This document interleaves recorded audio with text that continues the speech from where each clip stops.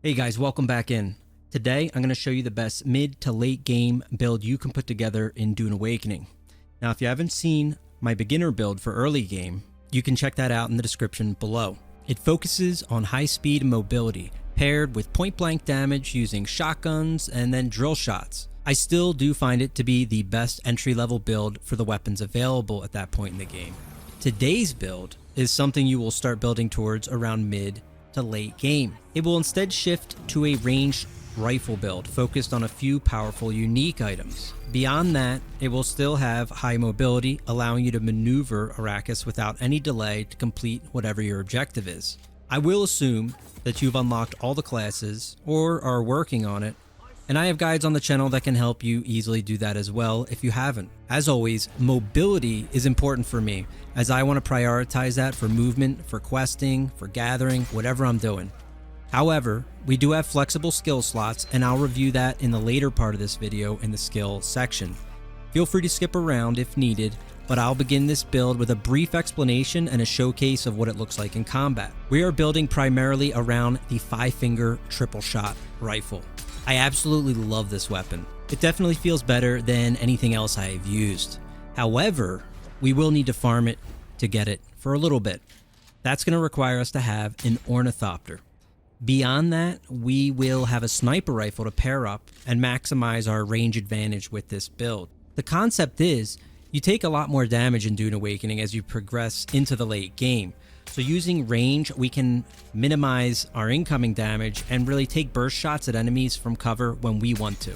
But that brings us to melee. We will have a strong melee option. You won't actually be swapping and just meleeing a lot.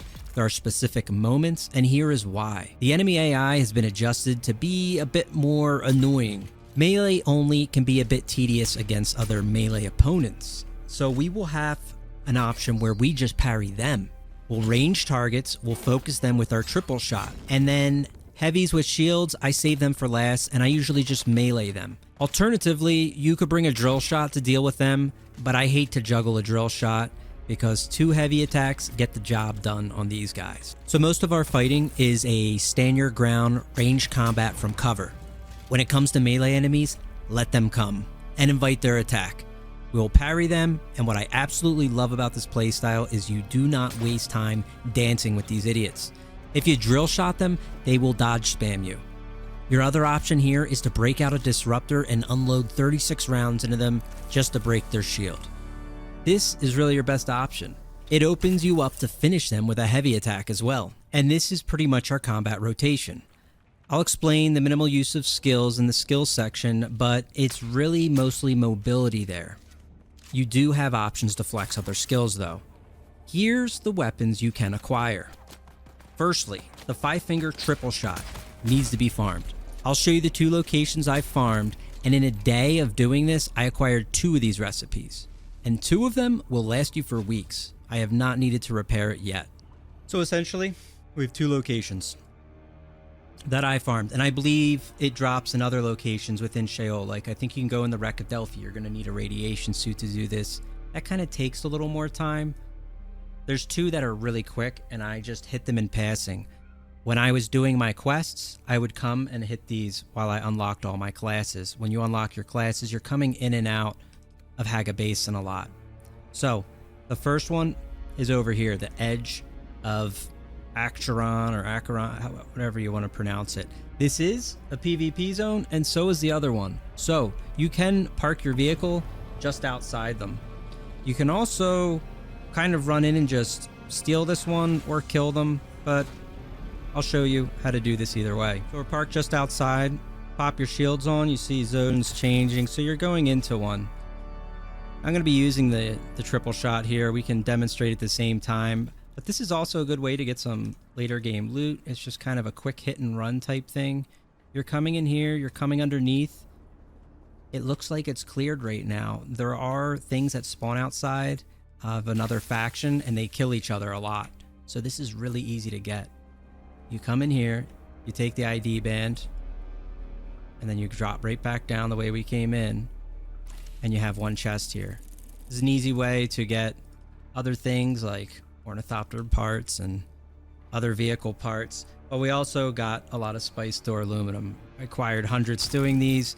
These are easy, just hit and runs. There might be like 2 or 3 guys that would be in that room where we grab the ID that we'd have to kill, but there turned to be none here. So now we're gonna go to the other. I'm just gonna fly directly south through this radiation zone. Not a problem, it won't kill you while you're flying in this, even though your radiation meter will go up. And here we are arriving at the other location. Down here, we have the wreck of Euphoria. We will just park it here. There's always 3 guys. This is a PvP zone too. Never really have issues here, but you could park a little more out, but the worm will be there. So alternatively, you could just pick this up to be safe.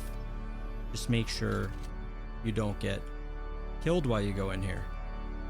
Seems somebody may have come in here and cleared this though as well. There usually be bombs and mines here, but they're not here, so someone's definitely been here. It's probably one of my buddies, as I've told a few of them about this rifle and they are trying to farm it themselves. Just for clarity's sake, because I've had some complaints on some other guides, I'm going to show again where this is. This is the whole map. You know, this is Haga Basin, this is Vermilius, the Red Sands. So the area I'm talking about is here. It's Sheol, where you farm the Fivefinger. Okay, one spot is good there, one's there. Again, I think there is one in here too, and there's probably some others. But this whole area is a radiation zone. So you will need a radiation suit to do that. And I will put it in the comments of the build here. But we have the Fivefinger, the Thufirs, and the Jolt, all the weapons. You can use open world sight to also find where they are. Okay, so just to help you in case you need whatever resources to find this stuff. But I will showcase real quick, standalone as it is. What's great about it is it has really good accuracy, very good range, and it reloads very fast. So the damage is quite high, 271. It also poisons, again, high rate of fire, and it's a triple shot. So you're just moving, hitting. It's very quick, it's very effective, and I'll show that in demonstration once we go through some of the other weapons. Next up, we have Thufir's Best. This is named after the guy in Arakeen. Thufir's Best is a sniper rifle. Not completely mandatory, but it's easy to get. You're going to get it when you complete the Mentat quest.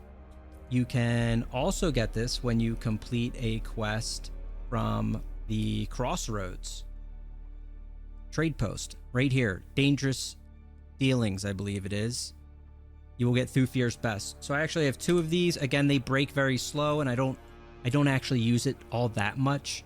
This is the Crossroads. It'll basically give you a long quest chain here in the Udham. But you'll get your first one from Mentat. You should be maxing it out because you want to be focusing on all the Mentat passives anyway.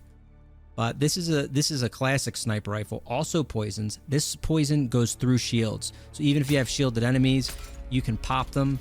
It'll go through their shields, which is okay. It does all right damage. Late game, it's nothing crazy, but it's a nice thing. It's good usually to open or if I'm hitting from really long range, because it is longer range.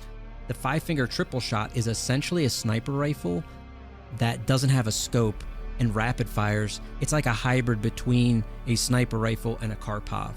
A Karpov, not as high damage, even the burst Karpov as this one is. So that's what's unique about the Fivefinger triple shot. Sniper rifle is just that extra added range when you're engaging from max range. You can do some real damage with this. Lastly, we have the Jolt Sword, our melee option. The Jolt Sword has really high base damage, and that's what we're interested in. The reason being is you're not actually going to be pulling it out and meleeing a lot, except again, you can finish heavies with it. Other than that, you're mostly just using it to parry, using Retaliate. You're actually using that skill. You're not sitting here actively parrying too much. You'll get used to when melee guys are going to hit you, let them come up, use Retaliate and hit them. Retaliate is a skill. It will scale off your weapon's damage. It does 120% of your weapon's damage.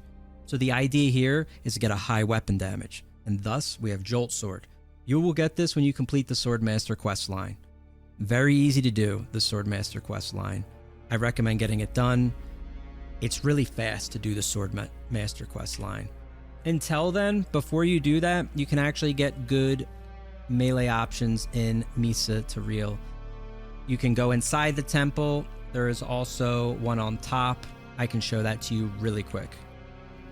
So when you come to Misa Tiril, this is the temple. There's one down inside there. When you farm carbide scraps and such, which you probably did to get an ornithopter, I'm imagining, you can go in there, and in that chest at the back, the special one, there is a chance to get either Poison Mist or Spark Sword. You can also get it from up here. This is a great little hidden spot too, and it pretty much always has one of those two. This is a good thing you can get, I mean, pretty early on before you finish the Swordmaster quest. Like, you can go there and get it now. This spot's also amazing for just passively getting more carbide scraps and diamondine dust. This is a hidden gem. If you're watching this video, hopefully you learn this spot too, because this is a nice bonus piece of knowledge to take on. Aside from these 3 weapons, I still carry around a shotgun sometimes, although I find myself using it less and less as I use the triple shot. But aside from that, you want to just continuously upgrade your Holtzman shield. As far as Suspensor Belt, I stick with the full Suspensor Belt at all times. It just lets you carry your momentum with Bindu Sprint and with Shigiwire. And then utility tools, I got a lot of young Sparkies. These are essentially the same, they just regenerate a little faster. You will get them from the same place you're farming the triple shots. So it's just a more efficient power source. It's pretty nice. And that's pretty much it. Other than that, I'm just carrying tools. As far as armor goes, I've just picked up whatever for now. I kind of have junk on, but I honestly would lead towards the light armor option with this build. With a light armor, you can dodge more, but you can go heavy too. Whatever works, whatever you find. So those are pretty much your 3 weapon options. Of course, you have the drill shot. That's an option. There's also like a burst pistol you could use to break shields. This is all totally up to you. I like to use melee to clean up the fight with shielded targets, but here's a little demonstration of how we can engage and use between these 3 weapons. So there's a sniper looking right at us. I mean, he's done, I guess. So there's 2 headshots. Melee again. If you can hit melee, they will they'll die. They have lower health. So melee you want to try to pick out with a sniper rifle. In this case, these guys aren't really reacting. This is like just shooting ducks in a barrel. So let's just move in there and get them aggroed a little bit, and I'll try to show you. Again, I'm going to ignore the heavies at first and move through and kill these guys. Yeah, that was a bit delayed for them to shoot. I was wondering why it took them a while. But again, maneuverability, kind of fly around, invite melee in, parry them like that. Not only does it do high damage, but it bleeds them. So it just kills them after the fact. All right, until you get to like deep desert and they're really high level, that's what that looks like. This thing is this strong. Like, this is what the triple shot does. It's nasty. And this is in conjunction with our skills as well. Now, when you have these heavies, what you can do with flamethrowers is do that. Is once they shoot, their shields come down, same as you. And you just deal with them that way. So heavies, just kind of like tuck yourself. The ones that shoot actual bullets, you can kind of just line of sight. And once they start shooting, take them with headshots. But yeah, I mean, usually there's more melee and I can showcase, but we're just going to let all melee come at us and use retaliate. Maybe we can find another real quick. All right, here's another location. I think these guys might be a little harder. Trying to find something a little harder. But all the same, these weapons hit very hard, so they can only do so well. Here we go. His shields are down when he's shooting. We'll focus on the headshots, but this is where, for real good accuracy, the sniper rifle is very important. It's in tighter ranges. I use the triple shot almost like a shotgun. It's just quick. I can just fire it off and keep moving, reload it real fast. Melees, let them come. Gonna come, parry them. Now you can follow this up with a heavy, okay? And you should learn to do that. With the other one, just kind of dodge till retaliate's up, or you could engage them, but it's better to just wait for retaliate to be up at this point. and focus on this guy. Just, you know, this is how I kind of do things because they dodge a lot. They're really annoying to deal with otherwise. I don't know why some of these heavies are acting like this tonight. I don't know if they're in shock or... But heavies, I do 2 of these. See, he wants to do his AoE attack, but the Jolt Sword kills him instantly with 2 hits. So by the time they go to do that attack, they're dead. And that's the Jolt Sword without melee passives. The Jolt Sword is very effective. It's a very strong sword. You get it from Swordmaster. I absolutely love it. But this rifle, this Fivefinger, we're using this essentially as a, you know, it's like a hybrid shotgun-esque type weapon. These guys, I'm gonna wait till they shoot. I don't know if they're broken or ever. The way you can approach them too, though, is yoink them, 2 hit, and if they're gonna do their thing, you can backstep their AoE bubble that would stun you. You can actually get off 2 heavies, and as your second heavy hits, you leap back. That is pretty much the rotation with these weapons, though. You will cut through everything. Even the deep desert dungeons in the safe zone, A1 through A9, you can go out there and you will cut through them. This is an endgame build that is just absolutely nasty. The skills, I keep these 2 for mobility because I always like to be able to just move around. If I can relocate and put myself in a comfortable position, I can stand my ground and do what I want with these weapons. I have the best range options. I can reposition and heal, whether I'm in tight quarters or I have ranged options. That's pretty much how you do it. That's how you play this build. And the only other thing I really have left to cover, I think, is just your skills. So we'll go over skill options now and see what you should use and then what other options you have to flex in. So I'm just going to go down the line on these and I'll explain. I'm a bit higher level. I'm 149 at this point. But I'll explain what you should get maxed out kind of early. Honestly, one of the only things is I love Bindu Sprint maxed out. It's very powerful. It scales exponentially. It's great. But some of these, really the active abilities and techniques, your passives, I would mainly just start at level 1 on what we'll go through here with. And after that, you can start getting level 2 and level 3.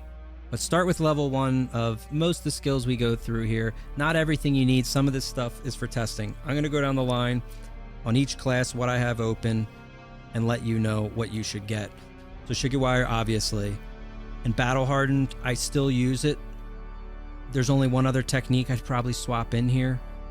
These 2 I think are kind of staples for the rifle build. We'll get to them. But these 2 must have. These you don't need.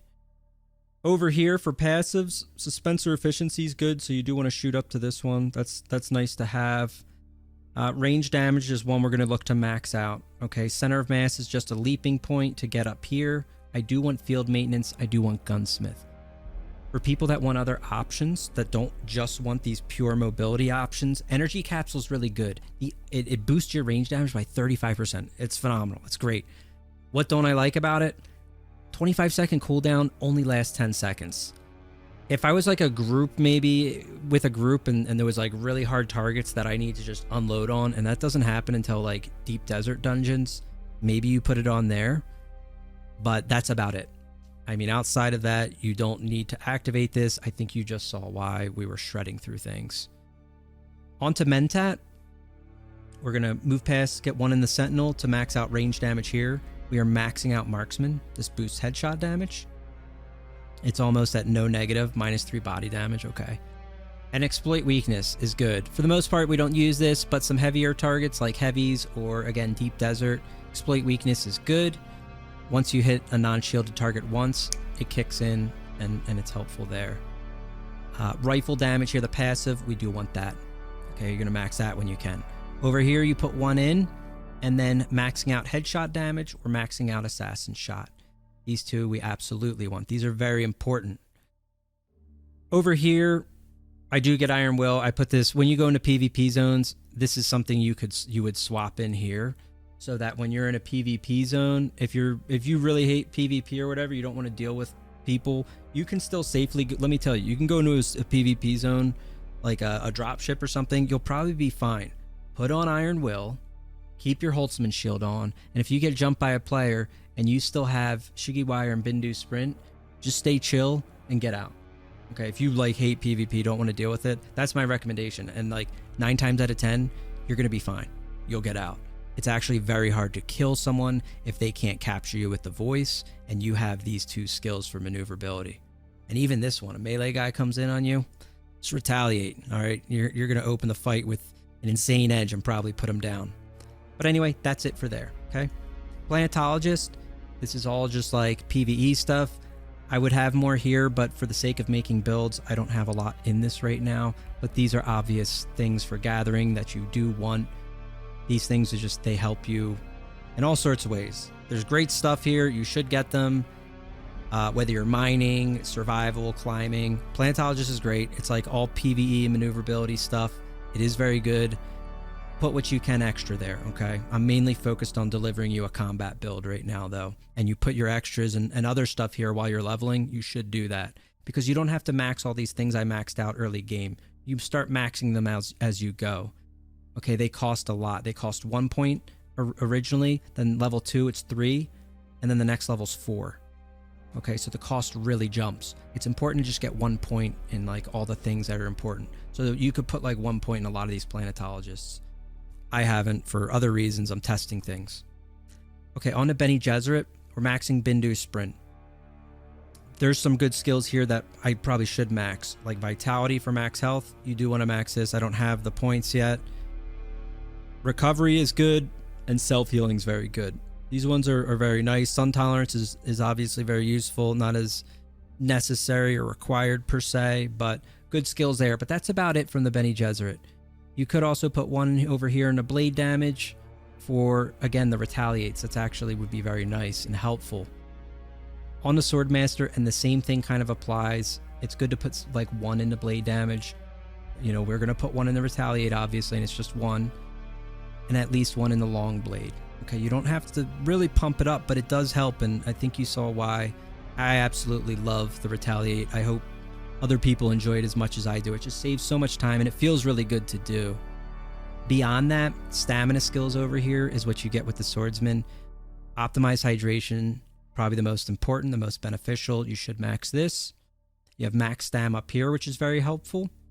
And then field medicine, which is your heal kit restoration. These are really good. Okay, so you definitely want to work to max these two as you would boost your level even past 150 where I'm at. Honorable mention, Thrive on Danger is a pretty cool skill. Okay, so if you don't need Battle Harden, which you don't need it like later on, like when we're fighting, Thrive on Danger is pretty good in here. What this does is it just helps stamina costs, increased health regen. Basically, when you get really low on health and you're like running, your health regen kicks in and it'll regen you up to like half pretty quickly. And it also reduces stam costs on skills, on dodging. It's just a nice skill when you're in a bad situation. Battle Harden's nice, but just so you know, Battle Harden only applies to Shigiwire. It doesn't apply to this other stuff. So Battle Harden's limited there. And that pretty much covers going through all the skill set of what you should do. And that's pretty much it, guys. I hope you find this guide helpful. Please leave comments down below if you see anything missing, anything I forgot to cover, or any comments about why this works or why it doesn't for you. I'm happy to hear. Make sure you subscribe. We're going to be going into the deep desert. I also got another build coming. Probably next is going to be more melee focused entirely. So hopefully I'll see you then. Until then, take care of yourselves.